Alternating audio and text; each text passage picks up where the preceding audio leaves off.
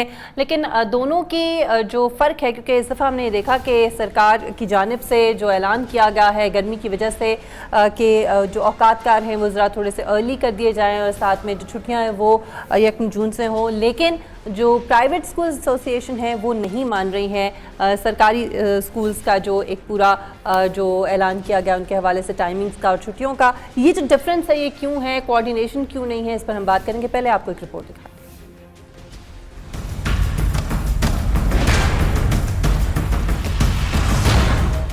شدید گرمی کے باعث پنجاب میں نجی اور سرکاری اسکولوں کے اوقات کار تبدیل۔ لاہور سمیت پنجاب بھر کے تمام اسکول 23 مئی سے صبح 7 بجے سے 11 بجے تک کھلیں گے، جبکہ گرمیوں کی چھٹیاں سرکاری اسکولوں میں 1 جون سے ہوں گی، لیکن چھٹیوں کے حکومتی اعلان کو پرائیویٹ اسکولز نے رد کر دیا ہے۔ صدر پرائیویٹ اسکولز فیڈریشن نے کہا کہ جون میں بچوں کے امتحانات ہوتے ہیں، چھٹیوں کا فیصلہ پرائیویٹ اسکولز فیڈریشن کے اجلاس کے بعد کریں گے۔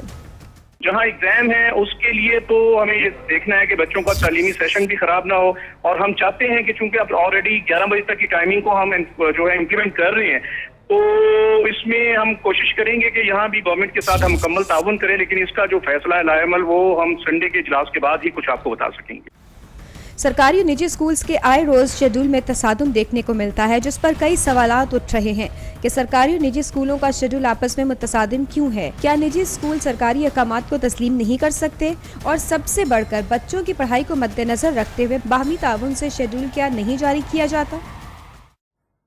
ایک تو ہم نے یہ دیکھا کہ پاکستان میں ایجوکیشن سسٹم جو ہے اس میں اتنا زیادہ فرق ہے، اگر سرکاری اسکولوں کو دیکھیں تو بالکل مختلف سسٹم ہے وہاں پر تعلیم کا، اور اگر ہم پرائیویٹ اسکولز کو دیکھیں تو وہاں بالکل ڈفرینٹ ہے۔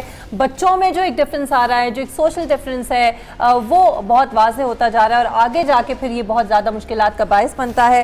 اسی طرح سے اب ہم دیکھ رہے ہیں کہ تصادم جو ہے آئے روز سامنے آتا ہے۔ سرکار کی جانب سے جو اقدامات اٹھائے جاتے ہیں، جو فیصلے کیے جاتے ہیں، جو اعلانات کیے جاتے ہیں، اس کو رد کر دیا جاتا ہے پرائیویٹ اسکولز ایسوسی ایشن کی جانب سے۔ یہ تضاد اتنا زیادہ کیوں ہے؟ یہ اختلافات اتنے زیادہ کیوں ہیں؟ کوارڈینیشن کیوں نہیں ہے؟ اس پہ حکومت کا کوئی واضح جو لائے عمل ہے وہ کیوں نہیں ہے؟ حکومت اس پر کیوں اقدامات نہیں کرتی؟ کیوں مل بیٹھ کر طے نہیں کیے جاتے ضابطہ کار؟ راشد منظور ہمارے نمائندے ہمارے ساتھ